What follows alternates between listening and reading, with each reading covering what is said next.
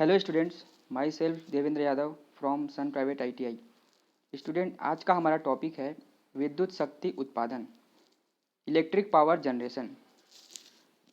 Student, हम सबको पता है कि ऊर्जा का उत्पादन करना असंभव है, क्योंकि ऊर्जा एक ऐसी चीज़ है जो हम बोल सकते हैं कि जो पूरा ब्रह्मांड है उसकी ऊर्जा जो है संरक्षित है। ये तो हम सभी जानते हैं। वो कैसे? तो ऊर्जा को हम लोग केवल उसका रूपांतरण कर सकते हैं। ऊर्जा का जो रूप है उसी को हम लोग परिवर्तित कर सकते हैं। तो ऊर्जा का जो एक रूप है उसको दूसरे रूप से परिवर्तित करने का जो माध्यम है उसी के बारे में हमको पढ़ना है। क्योंकि हम लोग यहाँ पे विद्युत शक्ति उत्पादन पढ़ रहे हैं, तो यहाँ पे हम विद्युत शक्ति का उत्पादन कैसे करेंगे उसके बारे में हम पढ़ना है। और विद्युत शक्ति का उत्पादन कैसे कर सकते हैं? तो विद्युत शक्ति उत्पादन के लिए हम बड़े बड़े जो जनरेटर हैं उनके द्वारा किया जाता है, और जनरेटर को घुमाने के लिए उसमें टरबाइन लगाए जाते हैं। और टरबाइन को घुमाने के लिए हम विभिन्न प्रकार के ऊर्जा स्रोत का उपयोग करते हैं।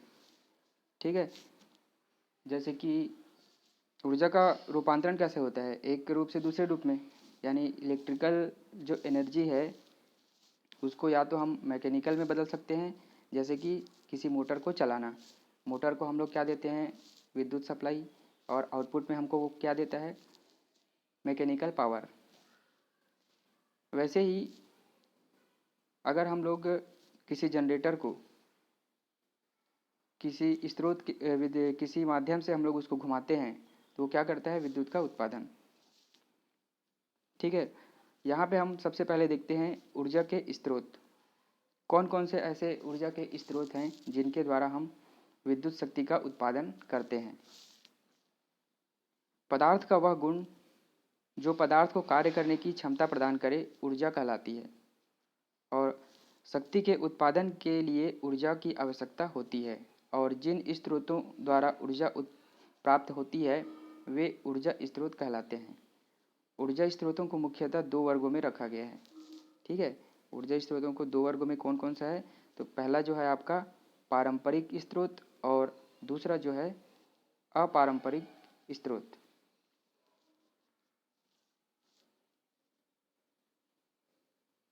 ठीक है, इसको हम लोग एक टेबल के माध्यम से एक चार्ट के माध्यम से हम लोग इसको देख लेते हैं। तो ऊर्जा को हम लोग दो प्रकार से उत्पन्न कर सकते हैं। ऊर्जा जो उत्पादन करना है उसकी दो विधियां होती है मुख्यतः, और ये विधियां कौन कौन सी है? तो पहला है आपका गैर परंपरागत, और दूसरा है परंपरागत। परंपरागत मतलब ऐसी विधियां जो हम पुराने ज़माने से यूज़ करते हुए आ रहे हैं, इनको बोला जाता है कन्वेंशनल एनर्जी। और गैर परंपरागत जो ऊर्जा स्रोत है उसको हम लोग इंग्लिश में बोलते हैं नॉन कन्वेंशनल। तो जो गैर परंपरागत स्रोत है ये इसको नवीनीकरण भी बोला जाता है, और रिन्यूएबल भी बोलते हैं, क्योंकि गैर परंपरागत जो ऊर्जा स्रोत है इसके अंतर्गत जो भी ईंधन हम लोग यूज़ करते हैं या जो भी एनर्जी हम लोग यूज़ करते हैं उसको पुनः यूज़ किया जा सकता है।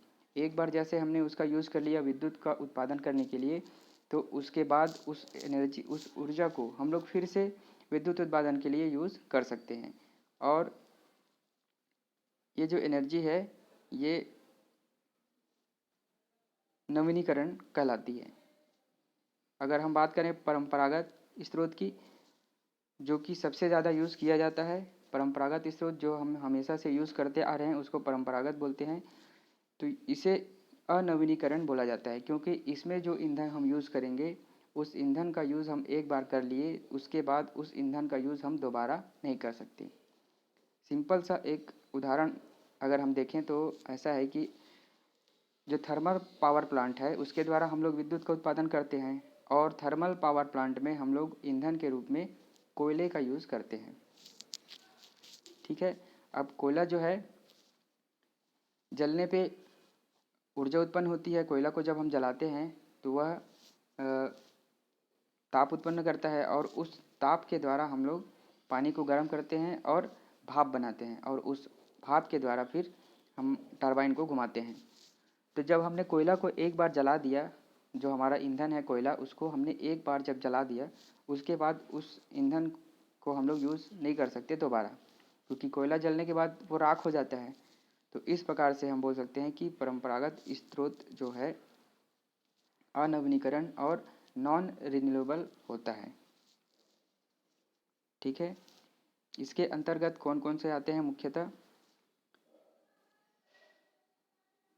तो गैर परंपरागत जो स्रोत है उसके अंतर्गत आता है आपका सबसे पहला जो है वो है सौर ऊर्जा। सूर्य में एक अपने आप में ही एक ऊर्जा है जिसके द्वारा मनुष्य जीवन का पूरा जीवन निर्वाह संभव है, ये तो आप सभी जानते हैं। और सौर ऊर्जा का और भी बहुत से उपयोग हैं। तो इस सौर ऊर्जा का उपयोग करके हम विद्युत का उत्पादन भी करते हैं। ठीक है, दूसरा जो आता है गैर परंपरागत स्रोत के अंतर्गत वो कहलाता है जल ऊर्जा। जल ऊर्जा में हम जल की जो शक्ति है, जल की जो स्थितिज शक्ति है, यानी जल ऊर्जा का उपयोग हम लोग इस प्रकार से करते हैं कि जल को अगर हम किसी बड़े डैम में अगर स्थिर करके रख देते हैं एक जगह स्टोर करके, और स्टोर करने के बाद क्या होता है कि जल में एक प्रकार की स्थितिज शक्ति आ जाती है, और जब उस जल को हम किसी टरबाइन से गुजारते हैं तो टरबाइन हमारा घूमने लगता है। तो इस प्रकार से जल ऊर्जा का उपयोग किया जाता है।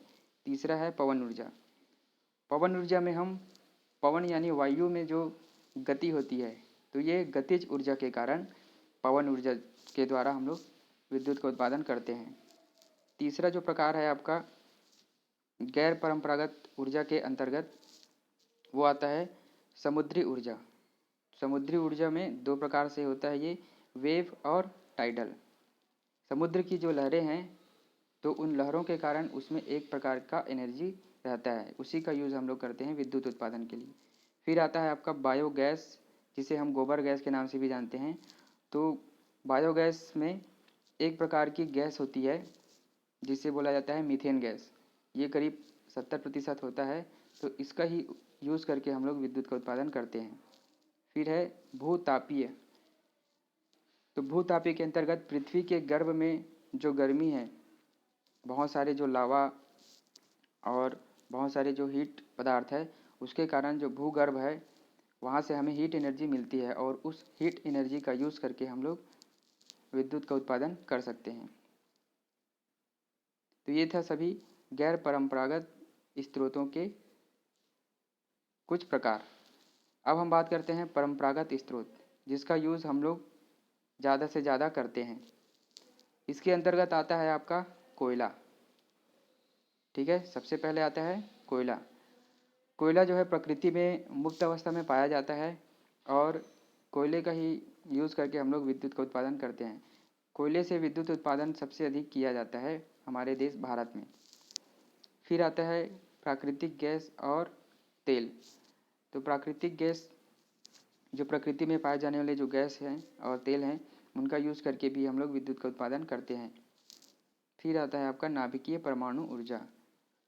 नाभिकीय ऊर्जा के अंतर्गत नाभिकीय क्रिया जो है दो प्रकार की होती है, एक है नाभिकीय संलयन और दूसरा है नाभिकीय विखंडन। तो इन नाभिकीय परमाणु क्रियाओं के यूज से हम लोग क्या करते हैं, विद्युत का उत्पादन करते हैं। ओके स्टूडेंट,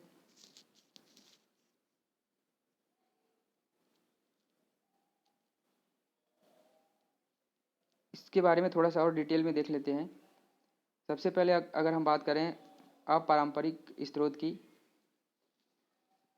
पहला है सौर ऊर्जा। तो सौर ऊर्जा जो है दो प्रकार का होता है, प्रत्यक्ष और अप्रत्यक्ष। प्रत्यक्ष उसको बोला जाता है जिससे हमें सीधे ही ऊर्जा प्राप्त होती है, और अप्रत्यक्ष वह होती है जिसके द्वारा हम लोग विद्युत का उत्पादन करना है तो उसके लिए पहले उसे किसी दूसरे रूप में, उसके बाद उसका यूज़ हम लोग किसी और काम के लिए करते हैं। तो सौर ऊर्जा का यूज़ प्रत्यक्ष से भी करते हैं और अप्रत्यक्ष भी। प्रत्यक्ष रूप से बोला जाए तो सूर्य की जो हीट एनर्जी है, ऊष्मा है, उसका हम सीधे ही तापीय एनर्जी के रूप में उसका यूज़ करते हैं।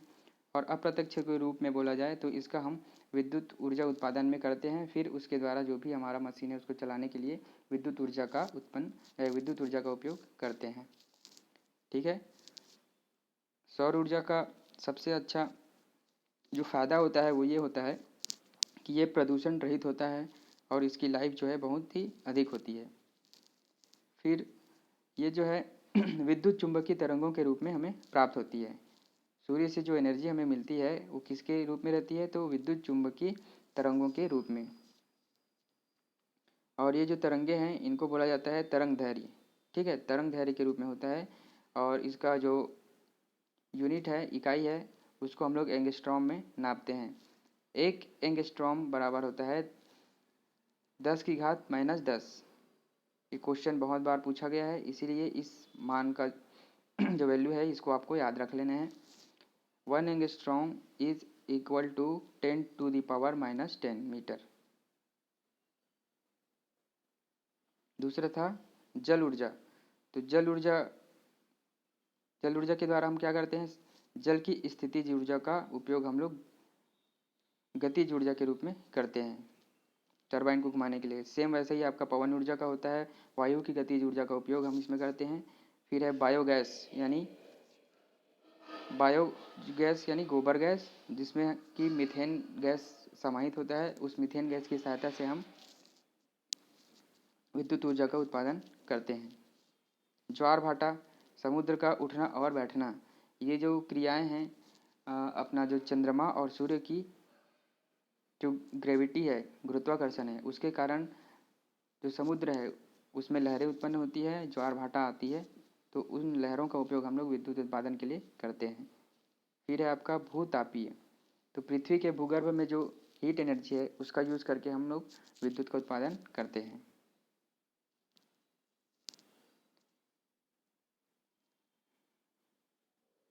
फिर बात करें पारंपरिक स्रोत की, तो ये मुख्यतः 3 प्रकार के होते हैं। पहला है कोयला। कोयले का यूज़ हम लोग सबसे अधिक करते हैं। इंडिया में जितना भी पावर प्लांट है ज़्यादातर आपका थर्मल पावर प्लांट जो भी है उसमें हम लोग कोयले का ही यूज़ करते हैं। तो कोयला जो है, जिस प्रकार का कोयला भारत में यूज़ किया जाता है वो आपका निम्न सल्फर का होता है। सल्फर की मात्रा इसमें जो है 0.3% से लेके 0.5% तक होता है। और इसमें जो राख है वो उच्च मात्रा में राख हमको यहाँ पे मिलता है, 30% से 50, इससे ज़्यादा भी हो सकता है। बात करें इसकी औसत ऊष्मीय मान की, औसत ऊष्मीय मान कितना देता है, तो ये है आपका 4000 से 5000 किलो कैलोरी पर केजी। 1 किलोग्राम कोयला को अगर हम लोग जलाते हैं तो उसमें से जो ऊर्जा निकलेगा वो होगा आपका ऊष्मा निकलेगा, है ना। ऊष्मा जो निकलेगा वो आपका होगा 4000 से 5000 किलो कैलोरी। ठीक। अब बात करें कोयले के प्रकार की, ये बहुत इंपॉर्टेंट है, इससे रिलेटेड क्वेश्चन बहुत बार पूछा जाता है। तो कोयला जो 4 प्रकार का यूज़ किया जाता है। पहला हो गया आपका पीट, नाम याद रखना है आपको। पहला जो प्रकार है, कोयला जो है अलग अलग प्रकार का होता है, जैसे कि कई जो कोयला है एकदम चूरा वाला रहता है, कई कोयला जो है हार्ड कंडीशन में रहता है और अच्छा साफ़ रहता है, कई जगह जो मिलता है कोयला वो थोड़ा सा अशुद्ध रहता है। तो इस प्रकार से अलग अलग प्रकार से इसको बांटा गया है। तो पीट प्रकार का जो कोयला है ये जो है सबसे कम गुणवत्ता वाला होता है। ठीक, ये आपको याद रखना है। दूसरा जो है लिग्नाइट, ये भूरा रंग का कोयला होता है। ठीक है, ये पीट से थोड़ा सा अच्छा होता है। फिर आता है बिटुमिन, इसको हम लोग चारकोल भी बोलते हैं। और ये जो बिटुमिन है ये सर्वाधिक उपयोग किया जाता है। हमारे इंडिया में सबसे ज़्यादा यूज़ इसी प्रकार के कोयले का यूज़ किया जाता है। फिर है एंथ्रेसाइट, तो ये गुणवत्ता में तो सर्वोत्तम होती है, इसकी जो गुणवत्ता है वो बहुत ही अच्छी होती है, लेकिन ये सबसे कठोर होती है। अब कठोर होने के कारण क्या है कि इसको हम लोग यूज़ नहीं कर सकते। कठोर है तो इसको जलाएंगे तो अच्छे से जलेगा नहीं, इसको पहले चूरा करना पड़ेगा। तो ये सब चीज़ें हैं जिसके कारण एंथ्रेसाइट का यूज़ नहीं किया जाता है, लेकिन इसकी जो गुणवत्ता है वो बहुत ही अच्छी होती है। और इंडिया में सबसे ज़्यादा यूज़ किया जाने वाला जो कोयले का प्रकार है वो है आपका बिटुमिन। चारकोल के नाम से याद रख लो। फिर आता है आपका तेल और गैस। तो तेल और गैस, तो जो नेचुरल गैस और तेल मिलता है उसी का यूज़ करके हम लोग डीजल इंजन को चलाते हैं। इस प्रकार से छोटे लेवल पे ज़्यादातर यूज़ किया जाता है। Okay student,